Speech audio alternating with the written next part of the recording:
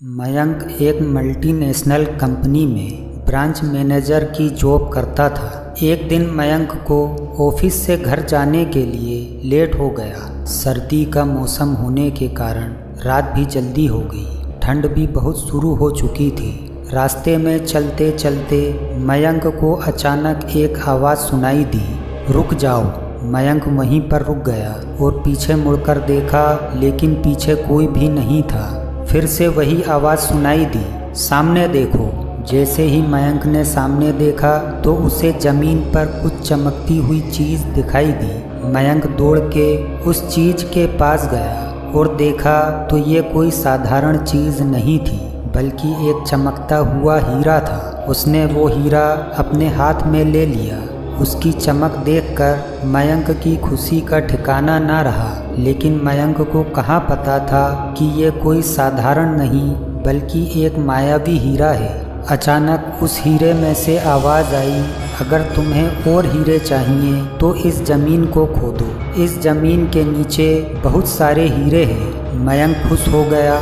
उसने उस हीरे को अपनी जेब में डाला और ज़मीन खोदना शुरू किया। करीब 2 फीट खोदने के बाद अचानक मयंक डर के मारे चिल्लाने लगा।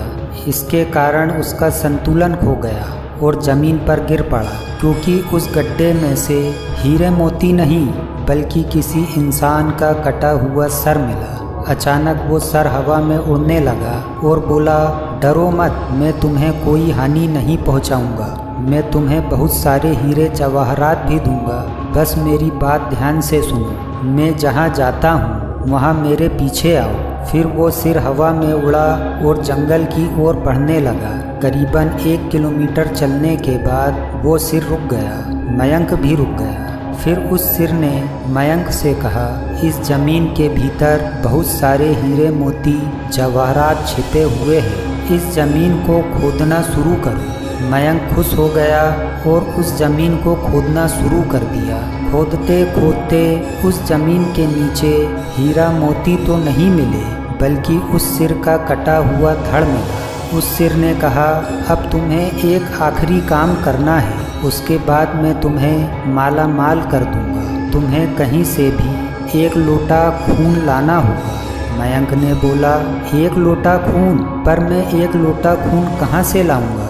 उस सिर ने कहा, चलो मेरे साथ। वो डरावना चेहरा मयंक को साथ लेकर थोड़ी दूरी पे गया। वहाँ उसने एक इंसान को जाते हुए देखा। वो सिर बोला, उस इंसान को मारकर उसका खून ले आओ। मयंक डर गया और बोला, नहीं नहीं, यह मुझसे नहीं होगा, मैं ये नहीं कर सकता। अगर तुमने ये काम नहीं किया तो मैं तुझे बहुत बड़ी मुसीबत में डाल दूंगा, फिर तुम्हारी पूरी जिंदगी नर्क बन जाएगी। मयंक ने हाथ जोड़कर उसे कहा, मुझे माफ़ कर दो।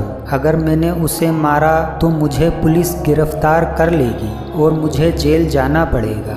उस सिर ने अपने तंत्र मंत्र की शक्ति से एक छुरी और लोटा प्रकट किया और गुस्से से बोला, अगर तुम मेरा ये काम नहीं करोगे तो मैं तुम्हारे पूरे परिवार को मौत के घाट उतार दूंगा।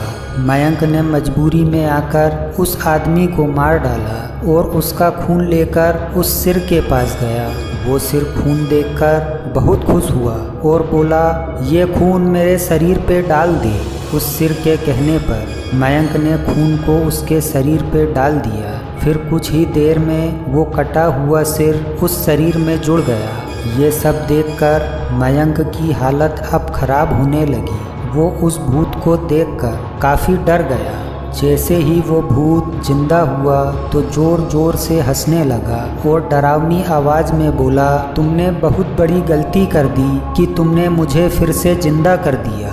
अब मैं सिर्फ तुम्हें ही नहीं बल्कि इस पूरे शहर को मौत के घाट उतार दूंगा। डर के मारे मयंक के मुंह से आवाज़ भी नहीं निकल रही थी। वो अपनी जान बचाने के लिए वहाँ से दौड़ा, लेकिन उस भूत ने छलांग लगाकर मयंक को ज़मीन पे गिरा दिया और बोला, मुझे बहुत भूख लगी है, अब मैं तुम्हारा मांस खाऊंगा। जैसे ही वो भूत मांस खाने के लिए आगे बढ़ा कि तुरंत ही उसका सिर धड़ से अलग हो गया। मयंक समझ नहीं पाया कि आखिर यह चमत्कार हुआ कैसे। जब मयंक ने पीछे मुड़कर देखा तो एक अघोरी बाबा खड़े थे उस अघोरी बाबा ने कहा, जब तुम उस आदमी को मारकर उसका खून ले जा रहे थे तभी मैंने देख लिया था और समझ गया कि कुछ तो बुरा होने वाला है।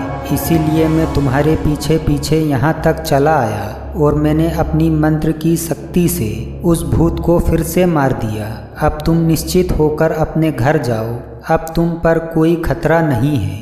आज भी मयंक उस बात को याद करता है तो उसकी रूह तक कांपने लगती है। दोस्तों, आपको ये कहानी कैसी लगी प्लीज़ हमें कमेंट्स करके ज़रूर बताएं और हमारे चैनल को लाइक, शेयर और सब्सक्राइब ज़रूर करें।